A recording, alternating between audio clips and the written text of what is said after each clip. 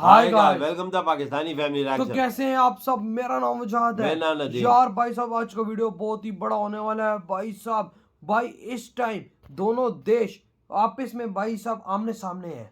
War किसी भी time शुरू हो सकती है, कुछ भी हो सकता है। मिसाइलों का रुख किसी भी टाइम खुल सकता है।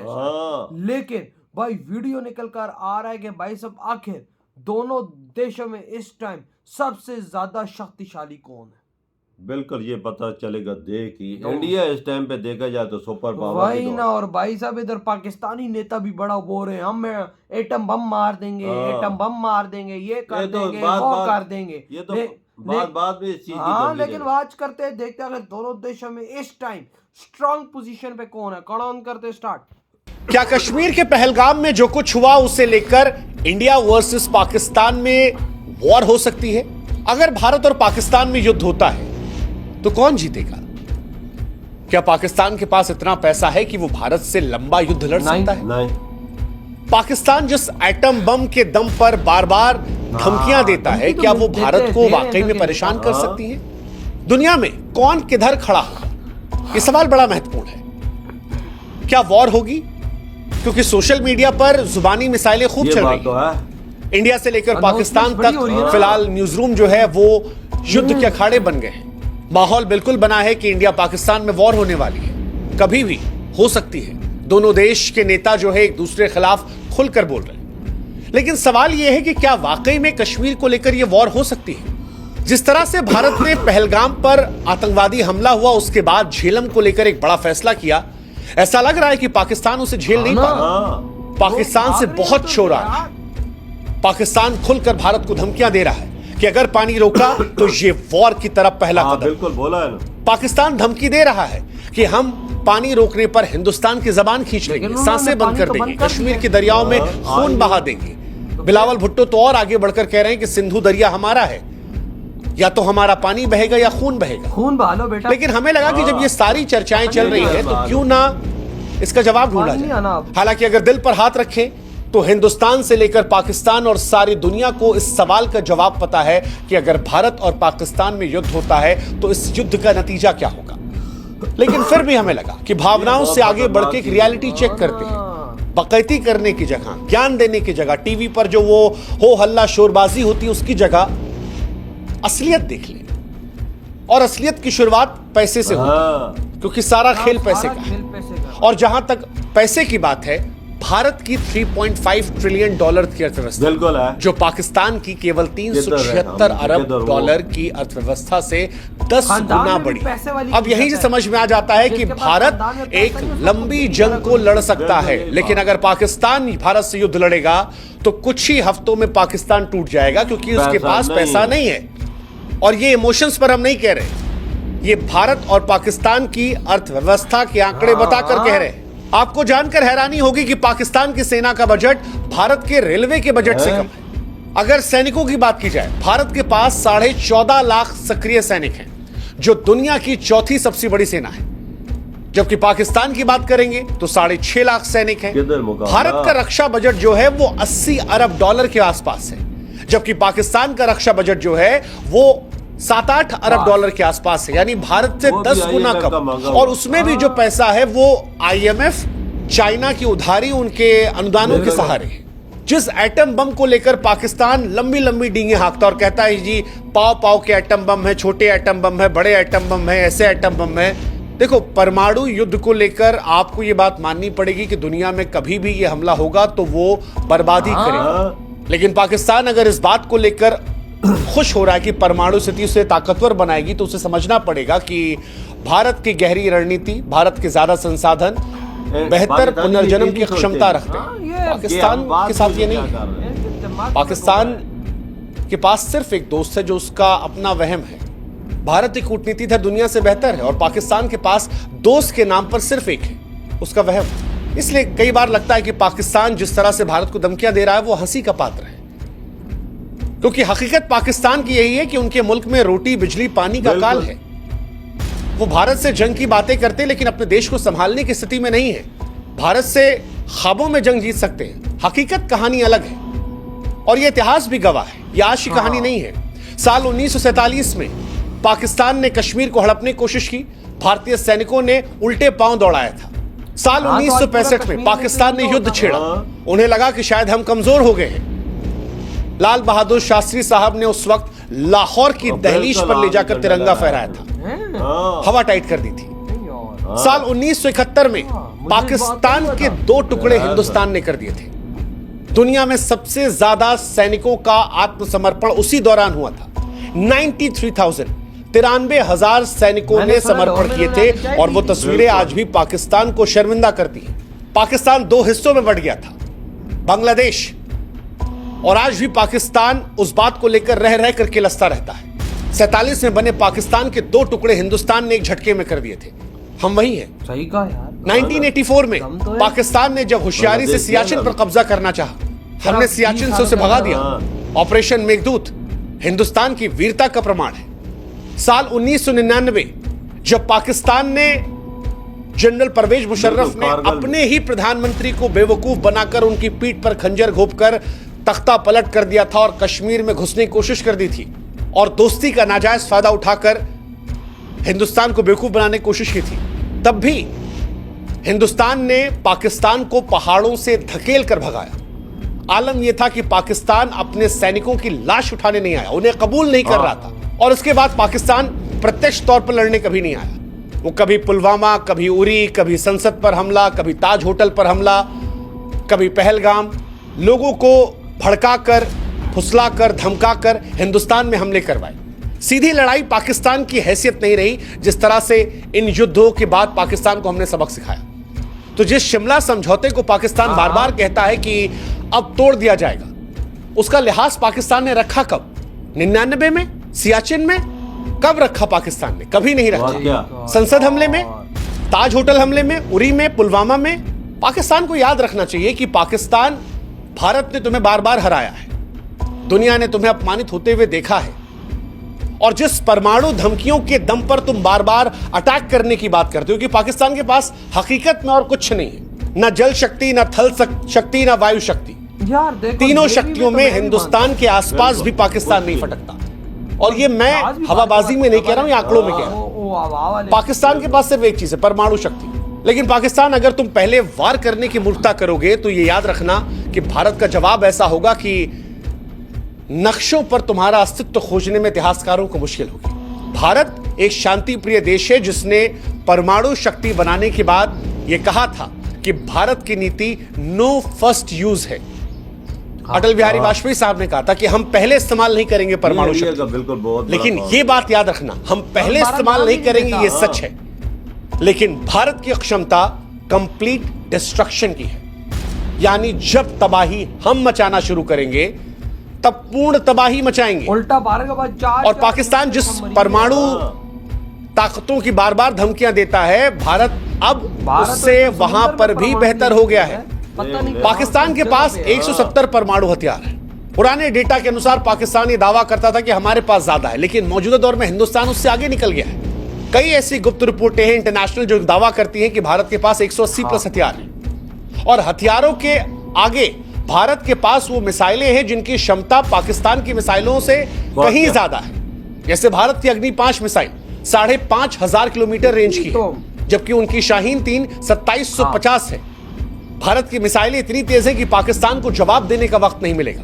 भारत के पास पाकिस्तान से बेहतर डिफेंस सिस्टम है जो पाकिस्तान के बैलिस्टिक मिसाइल डिफेंस को नाकाम कर देंगे।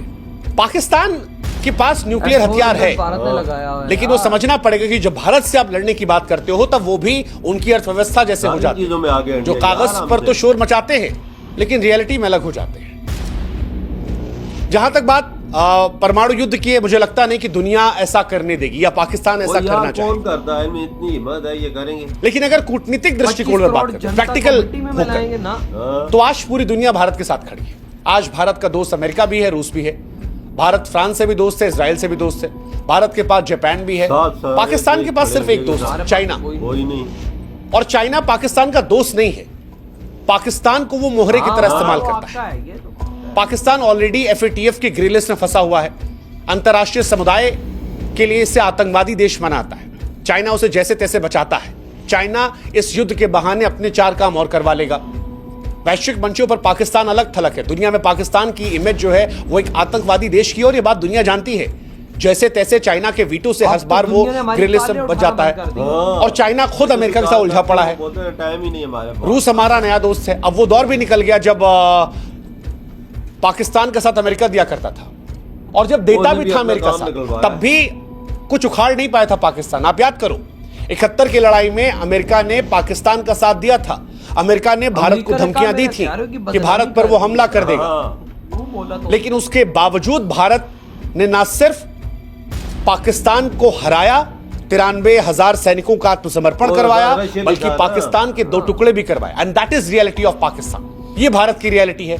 सबसे बड़ी बात, जिस कश्मीर में पाकिस्तान को लेकर आवाजें उठने लगी थी, इस घटना के बाद उस कश्मीर ने भी पाकिस्तान को अलग थलग कर दिया। कश्मीरी भी इस बार खुलकर कह रहे हैं कि भाई साहब हम तुम्हारे साथ नहीं है, तुम्हारे साथ रहकर हमें मिला क्या? तुम्हारे पास जो कश्मीर का हिस्सा है वहां कौवा नहीं आता, हमारे यहां कम से कम लोग तो आ रहे हैं। वो जो होटल दिल्ली में 10,000 का मिलता है वो कश्मीर में 20-22,000 का मिल रहा है। इतनी भीड़ वहां पर है। ये जो कश्मीरी लोग आज मस्जिदों में हिंदुस्तान के समर्थन की बात कर रहे हैं, जो घटना हुई है पहलगाम में उसका विरोध कर रहे हैं, सड़कों पर भारत का तिरंगा लेकर उतर रहे हैं, ये इसलिए उतर रहे हैं क्योंकि इनकी जिंदगी भारत के साथ बेहतर हुई है। और कश्मीरी भी ये बात जानता है। तो जो लोकल सपोर्ट की आप उम्मीद कर रहे थे वो भी आपको नहीं मिलने वाला। ये 2-4 छुटपुटिये लाकर अगर आप सोच रहे हैं कि आप जंग जीतेंगे तो आप होशियार हो जाइए। और अगर ये पैमाना है तो आपके यहां भी जानते हैं आप क्या कहानी है। पाकिस्तान के अंदर विरोधाभास कितना है। हकीकत यही है कि आज दुनिया भारत को एक उभरती महाशक्ति के तौर पर देखती है।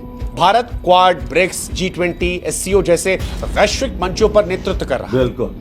पाकिस्तान की हैसियत है कि FATF की ग्रे लिस्ट में फंसा आतंक का पनाहगार और दुनिया में। अगर पाकिस्तान युद्ध का सोच रहा है तो पाकिस्तान को समझना पड़ेगा कि लंबे युद्ध के लिए पैसा, संसाधन, सैनिक या रणनीति चाहिए जो उसके पास नहीं है। कुछ ही हफ्तों में पाकिस्तान की सैन्य ताकत खत्म हो जाएगी, इसलिए लेकिन भारत पाकिस्तान के मुकाबले कहीं बेहतर संसाधन में है, कहीं बेहतर सैन्य में है, रणनीति में है, वैश्विक समर्थन है, आर्थिक मजबूती है। ये भारत की कहानी है। और अगर इसके आगे मामला बढ़ता है परमाणु हथियार के गलत इस्तेमाल का, तो जैसा हमने पहले भी कहा कि इतिहासकारों को पाकिस्तान के नक्शे को खोजने के लिए संघर्ष करना पड़ेगा। भारत को नुकसान होगा, हो सकता है हमारा आधा शरीर छलनी हो जाए, लेकिन पाकिस्तान को कोई ढूंढ नहीं पाएगा, ये गारंटी। और पिछले लड़ाई इसके सबूत है, चाहे वो 71 की लड़ाई हो 2 टुकड़ों में बांटने की, करगिल की लड़ाई हो, बालाकोट का जवाब जिस तरह हमने दिया, पुलवामा हमले का जवाब, ये पाकिस्तान को याद रखना चाहिए। 12 दिन के अंदर आतंक के तमाम अड्डों को नेस्तनाबूद कर दिया था, F-16 गिरा दिया था। और जिस अभिनंदन की चाय को लेकर वो कई बार मजाक उड़ाने की कोशिश करते हैं, पाकिस्तान की संसद में बयान है कि अभिनंदन को लौटाने का दबाव किस तरह था, किस तरह लोगों के पैर थर-थर कांप रहे थे। और ये हिंदुस्तान का जवाब नहीं है, ये पाकिस्तान की संसद में उनके सांसद का बयान हो, टांगे कांप रही थी, डर ये था भारत हमला न कर दे, इसलिए अभिनंदन को लौटाया। ये चाय की नौटंकी सोशल मीडिया पर, टीवी डिबेट के तमाशों में अच्छी लगती है। रियलिटी जो है इससे बहुत अलग है। और रियलिटी यही है कि ये वो भारत नहीं है जो खामोश बैठता था, भारत है जो फैसले ले लेता है। अब हम उससे आगे निकल रहे हैं जहां एक गाल पे थप्पड़ खाओ दूसरा आगे कर दो। अब ये है, अगर गाल पे थप्पड़ मारोगे तो ऐसा मारेंगे कि लूट। जवाब देते भी हैं, हिसाब भी करते हैं। और इसीलिए इस रियलिटी को पाकिस्तान को भी एक्सेप्ट करना होगा कि जिस देश के गोदाम खाली हो, हवाई जहाज जर्जर हो, अर्थव्यवस्था दिवालिया हो चुकी हो, भारत जैसी सैन्य महाशक्ति को चुनौती नहीं। इतिहास के पन्ने जब पलटे जाते हैं तो कुछ मुल्क अपनी वीरता से अमर होते हैं और कुछ कायरता से मिट जाते हैं। पाकिस्तान आज उसी दूसरी श्रेणी में खड़ा है जिसने पराजय, पतन और प्रवंचना का प्रतीक है। हिंदुस्तान शांति चाहता है, पर शांति समाधान के साथ, सम्मान के साथ। भारत धैर्यवान है, लेकिन भारत कायर नहीं है। भारत सहनशील है, लेकिन भारत अपने आत्मसम्मान से समझौता नहीं करता। और अगर गलती से भी पाकिस्तान ने ऐसी कोई हिमाकत करने की कोशिश की तो यकीन मानिए इस बार बांग्लादेश नहीं बनेगा, इस बार सियालकोट नहीं बचेगा, इस्लामाबाद का नाम भी जो है वो इतिहास में पहुंच जाएगा। तो ये बात उनको समझनी चाहिए, क्योंकि अगर इस बार ऐसा कोई युद्ध होता है जिस तरह से पाकिस्तान हमें प्रोवोक करता है या हमारे मारता है या अपने दहशतगर्दों को नुकसान पहुंचाता है, और या इन सब के बाद भी वो हिंदुस्तान को आंख दिखाने की कोशिश करता है और कहता है जी पाव पाव भर के एटम बम है, तो जी पाव पाव के एटम बम वाले अगर युद्ध में आप जाएंगे तो फिर इतिहास आपको ऐसे याद करेगा कि देयर वॉज अ पाकिस्तान। 1947 में बना था, 21वीं सदी में अंत हो गया। आशा करते हैं कि इंसानियत उस दौर में ना जाए। हकीकत, वास्तविकता को हम सब समझे। बार बार हम कह रहे हैं कि युद्ध हमें नहीं चाहिए। इंडिया में ऐसा शांति की बात है। हम सहनशील लोग हैं, लेकिन आत्मसम्मान से समझौता नहीं करेंगे। हम वो देश हैं जो शांति चाहते हैं, धैर्यवान हैं, लेकिन हमारे धैर्य को कायरता में ना सोचा जाए, हमारी सहनशीलता को हमारी कमजोरी ना सोचा जाए। हम आज भी उस पॉलिसी पर बिलीव करते हैं कि फर्स्ट यूज नहीं करेंगे, चाहे आतंकवाद हो या परमाणु शक्ति का इस्तेमाल। लेकिन हम उस बात को भी मानते हैं कि जिस दिन हम इस्तेमाल करेंगे या जिस दिन हम प्रयोग करेंगे वो फाइनल सोल्यूशन होगा। मैं जानता हूं कि पाकिस्तान के लोग ऐसे नहीं हैं। मैं जानता हूं कि पाकिस्तान में भी लाखों करोड़ों ऐसी आवाम है जो हिंदुस्तानियों से बहुत यार दिल से मोहब्बत देते हैं। मैं जानता हूं पाकिस्तान में भी बहुत अच्छी लोग, लेकिन पाकिस्तान की फौज जो अपनी हुकूमत को चलाने के लिए दहशतगर्दी का इस्तेमाल करती है, वहां के सियासतदान जिन्होंने अपने चुने हुए नेता को जेल में डाल रखा है और उनसे सरकार चलवा रहे हैं, जो अपनी जनता का विश्वास नहीं ले पाए हैं, उन्हें यह समझना होगा कि भारत और पाकिस्तान के बीच में दायरा बहुत बदल चुका है। अब हमारी उनकी तुलना नहीं है। ऐसे में बेहतर है दहशतगर्दी बंद की जाए, बेहतर है आतंकवादियों का साथ ना दिया जाए, बेहतर है कि अपने देश पर ध्यान दिया जाए। नहीं तो देयर वाज अ पाकिस्तान जो 1947 में बना और 21वीं सदी में खत्म। सही का भाई, सही का। देखो ना, ये है हमारा लेवल भारत के आगे। क्या पैसे से जंग लड़ी जाती है ना? क्या पैसा है? नहीं, टू बी ऑनेस्ट यार, $15 बिलियन ये गए खत्म। उनके पास 700। यूक्रेन रशिया की वार लगी, यूक्रेन का 200, 250, $300 बिलियन अब तक लग चुका है 1.5-2 सालों में। उसको तो वो अभी तक थोड़ा बहुत टिका हुआ है। 300 बिलियन डॉलर अमेरिका उसको देता रहा है। हमारे पास क्या है? कपूरे बकरे के भाई साहब। उसको क्या कहते हैं? चाइना देता है? कहाँ देगा? चाइना तो भाई बोलेगा जा भाई, पागल का बच्चा तो नहीं, हम तुझे कहाँ से पैसा देते हैं? रोज आ जाता है ये जितना पैसा है, एक हफ्ता भी मुश्किल है। वो यार किधर वजह मैं अगर पैसे की बात की जाए, मैं पैसों की बात की जाए, हमारी तो इकॉनमी बढ़ गई ना भाई।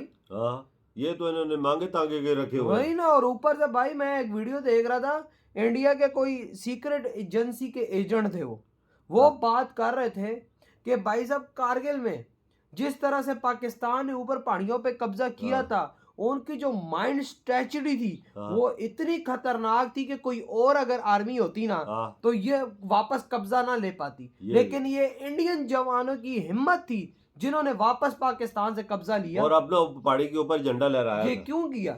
जज्बा था ना। और उसने ये भी बात की है कि अगर अमेरिकन हथियार पाकिस्तानी सेना के बड़े बड़े अफसर हो जाए या और साथ भारतीय सेना के जवान हो जाए तो इस आर्मी को दुनिया में हराना मुश्किल ही नहीं, नामुमकिन है। ये देख यार, वो कितनी बड़ी बात एजेंसी के वो कहते हैं कि पाकिस्तानी ऑफिसर का माइंड बहुत तगड़ा है, वो ऐसी स्ट्रेटजी खेलते हैं कि भाई बंदा, लेकिन भाई आगे से फिर हमारे जवानों का जो जिगरा है वो एक नेक्स्ट लेवल है। ये बात तो है यार। देखो ना भाई, ऊपर पहाड़ से नीचे गोलियां मार रहे थे ऊपर से, और भारत के सैनिक ऊपर पहुंचे।